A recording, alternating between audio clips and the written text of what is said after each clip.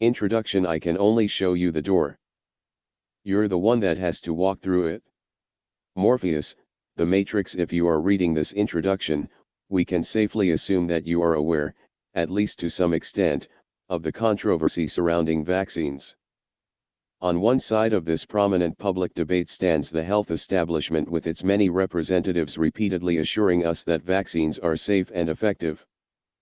Opposing them is a large and growing group of parents claiming that vaccines can, and do, cause severe side effects, and even their efficacy is exaggerated. Due to the inherent complexity of its underlying subject, the vaccine debate challenges medical professionals and scientists alike, and, to an even greater extent, the average parent. In order to attain even a moderate level of expertise on this topic, one needs to have at least a basic understanding of numerous and varied medical and scientific disciplines, which are described and noted in parentheses below. To begin with, one has to have a good grasp of vaccine-preventable diseases, expertise in infectious diseases. Some of these illnesses are specific to infants and children, expertise in pediatrics, while others are common to all age groups, family medicine. Next, one has to understand how vaccines for these diseases are developed.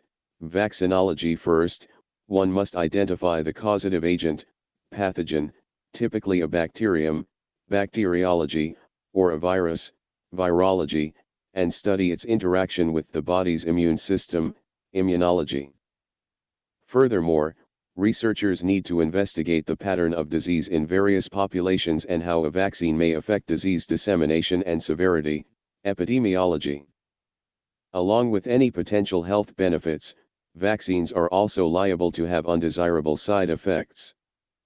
Vaccines are composed of a multitude of diverse biological and chemical compounds, some of which are considered toxic, toxicology. To diagnose adverse side effects, assess their severity, and find suitable treatments, one needs considerable knowledge of clinical medicine, with the specific fields depending on which organs are affected and the level of harm sustained: neurology, gastroenterology, dermatology, allergology, rheumatology, autoimmune diseases, etc. The above is by no means an exhaustive list.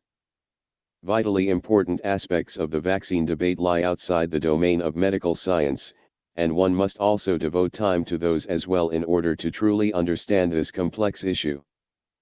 One must learn how vaccine research is conducted and vaccine policy is formed in the real world, where power, money, and politics shape the rules. Vaccines are manufactured by corporations intent on maximizing their profits. As is the case for every other business sector, vaccine company executives are first and foremost obligated to their shareholders, rather than to the health and well-being of the general public. Licensing, regulation, and marketing of vaccines are all carried out by governmental entities, which are influenced by political and financial considerations. Supposedly objective and impartial, scientific research dedicated to vaccines and vaccination practices is mostly funded by these same governmental entities and vaccine manufacturers, whose considerations and interests may be at odds with the interests of the general public. Vaccine research is published in scientific and medical journals, which are, in every sense, also commercial enterprises endeavoring to maximize profits for their shareholders. Physicians and researchers working in the field of vaccines, or related areas, operate inside a confined system with strict rules, both formal and informal, that limit their freedom of investigation and expression. Media coverage of vaccines is also not immune to bias and conflicts of interest. Media outlets have financial relationships with some of the entities mentioned above, and these relationships shape their reporting on the subject of vaccination. Legal and constitutional matters, especially with regard to severe vaccine side effects, occasionally crop up in courts across the globe. And ethical questions arise from legislative initiatives to compel immunization by law. Every one of these aspects, and this is still just a partial list, is an essential piece of the intricate tapestry that is the world of vaccines. It is impossible to grasp the whole picture without understanding how each of its diverse parts fits into it. Thus, some knowledge in all the aforementioned academic and non-academic disciplines is required if one is to gain a comprehensive understanding of all the issues surrounding vaccines. Vaccination, then, has to be one of the most complex issues, if not the most complex, to be publicly debated over the last few decades. It's safe to assume there isn't a single person on Earth with expertise in all of these fields, even among those celebrated as experts on vaccination and those responsible for shaping vaccine policy. Despite the extreme complexity of this wide-ranging topic, at the end of the day it is you, the parents, who have to make vaccination decisions, get vaccinated or not. Vaccinate your children or not. Vaccinate on schedule or space them out. Skip some of the shots or get them all. Like everyone else nowadays, when you need information in order to make important decisions, you go to the web, launch Google, and type in some relevant search terms, hoping the results will help you make an informed decision. But after surfing the web in search of the answer to the to vaccinate or not to vaccinate dilemma, you realize in short order that nailing this one will be anything but easy. A vaccine war is raging out there. Proponents and critics, parents and doctors, authorities and executives, all are stirring an enormous cauldron of controversy soup. You'll find a dizzying variety of material, photographs, videos, testimony, articles, quotes, opinions, arguments, explanations, proofs, and rebuttals, an endless assortment of information, interpretations, and conflicting opinions being published 24/7. And, as you delve deeper, it just gets more and more confusing. So, where do you start? How do you put all this chaos in some kind of order? How do you collate all the seemingly random pieces of information floating around the web into a logical and coherent mental image? How do you reconcile the contradictions between the different positions? Do you really have to spend years diligently reading in WhatsApp or Facebook groups and carefully analyzing multitudes of scientific papers in order to make decisions about a procedure that, up until a few years ago, wasn't questioned by the vast majority of parents? Is it even possible to make informed decisions without proper medical training? And who should one believe? The parents who warn against the harms vaccinations inflicted upon their children or public health experts staunchly asserting that vaccines are proven safe and effective? Who in heaven's name is right? Come on, we have to make this at #$and decision. Take a breath. You can relax. You have come to the right place. After spending a few days reading this book, your question, who is right, will be answered. The answer to this question that troubles millions of parents around the world is out there, its pieces scattered across hundreds of cyberspace locations, visible to all, yet hidden in plain sight for the vast majority of the public. The purpose of this book is to reveal that answer and shine a spotlight on it for everyone to see. Who is this book for? This book is intended, first and foremost, for parents, those who are taking their first steps into the confusing world of vaccines and those who want to deepen their understanding of the field. Please note, this book does not provide comprehensive information regarding vaccine-preventable diseases, nor does it directly discuss questions concerning vaccination, such as should I vaccinate? Which vaccines should I give? And when should I vaccinate? Instead, the book focuses on decisively answering the all-important question at hand, who is right in the vaccine debate, vaccine proponents or their opponents. In addition to parents, the book is intended for medical professionals, as well as medical researchers, who are interested in approaching the hot topic of vaccines from an unconventional, non-dogmatic perspective. Pro tip: you might want to think twice before taking this book to the office. Finally, the book is also intended for all those professionals whose work sometimes touches on vaccine-related topics: reporters, politicians, government officials, lawyers, teachers, social workers, therapists, and anyone else who cares about the health of their country, most notably, its children. How to read this book? The book is replete with citations and references backing up its claims. The referenced documents are drawn almost entirely from mainstream sources, with a handful of exceptions.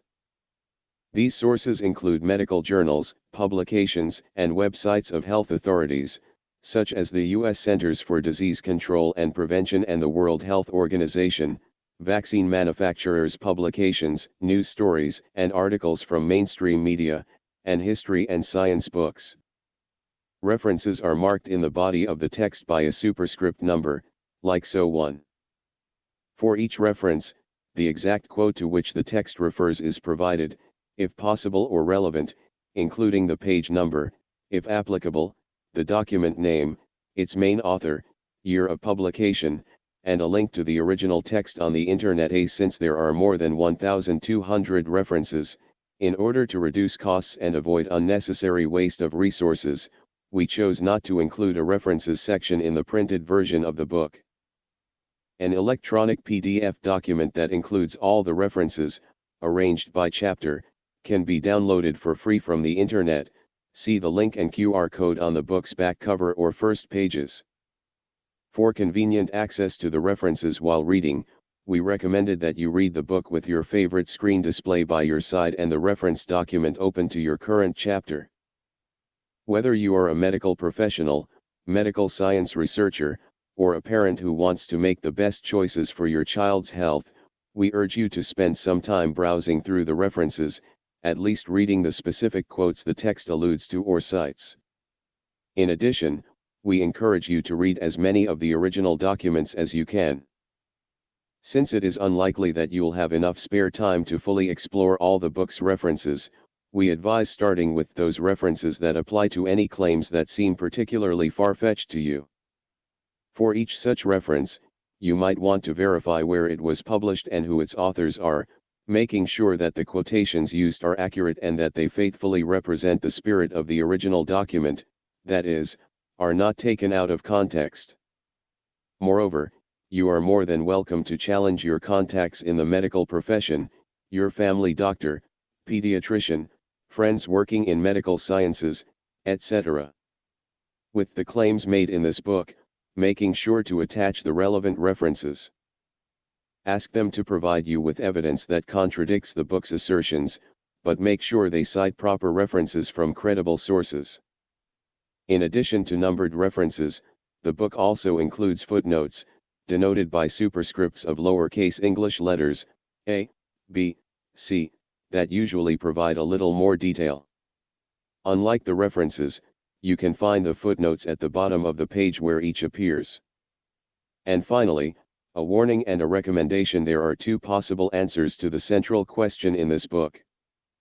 If the answer is the one you'd expect, that vaccine authorities are right, you will just go on with your week somewhat better informed. If, on the other hand, the answer is that the parents are right, the earth beneath your feet may start to tremble. Thus, you are now standing on the verge of an intellectual adventure that has the potential to violently rock your world. Once you pass through the gate, there will be no going back. You won't be able to unknow what you already know. If you choose to continue reading, you will have to gather the courage required for a journey to the other side of reality, courage to face new facts and examine them objectively, courage to ask hard questions when you are expected to merely obey, and courage to stand your ground in the face of pressure from family, friends, doctors, government officials, and what will probably feel like everyone else. If you aren't brave enough to get through this book, you might want to put it down, at least for now. Give it to someone else that you think is ready for the challenge. Come back to it in the future, when the time is right. If, however, you choose to accompany us on this journey, you might want to make yourself a cup of coffee, get a smartphone or tablet and download the reference document so you have it next to you, and get comfy before we embark on our odyssey to the God-forsaken corners of the vaccine version of Wonderland, where nothing is quite as it seems. Part I: Vaccine Safety. Vaccine safety lies at the heart of the public debate on vaccines. Although prominent in many discussions, vaccine efficacy is only of secondary importance. The chief motivation driving vaccine awareness advocates is the conviction that vaccination causes serious health harms in some recipients, and that this grim truth is largely concealed from the public. Had vaccines been perceived as completely safe, like health authorities claim, the animated public debate about them would never have gained traction. A vaccine with side effects that are mild and transient, that only causes serious or permanent damage extremely rarely, the proverbial 1 in a million, is unlikely to make any parent climb a virtual soapbox and preach to the cyber masses, even if its efficacy is less than ideal. The public entities that promote vaccines, health authorities, physicians, researchers, medical societies, and organizations, all echo a unified message: vaccines have been tested more than any other medical intervention and are completely safe. This categorical claim, however, stands in stark contrast to the first-hand experience of thousands of parents who insist that their children suffered serious vaccine-related health harms. With the exception of a very small number of cases compensated by the government, the health establishment's response to parental claims of vaccine injury is utter dismissal and complete denial. Parents are told that they got it all wrong, that their child couldn't have been harmed by vaccination. Any temporal association between vaccine administration and subsequent deterioration in health is merely an unfortunate coincidence. The safety of each vaccine, they are told, was thoroughly vetted before it received marketing approval and is constantly monitored thereafter. Science has spoken, and science must prevail. Any negative impressions about vaccines are false and should be discarded, any misgivings should be put to rest. Vaccines are safe. Vaccines are effective. The medical establishment's claim that all vaccines are completely safe is based on activity in three distinct domains: a. Clinical trials every new vaccine must undergo before it is approved for general use; b. Computerized vaccine adverse event reporting systems that monitor post-marketing vaccine safety on an ongoing basis; and c. Ad hoc epidemiological, population, studies that explore various aspects of vaccine safety. All of these will be scrutinized in the chapters that follow. The first part of the book will thus explore the critical question of vaccine safety, examining in detail the institutional claims that vaccines are extremely safe and that their safety has been established by rock-solid science.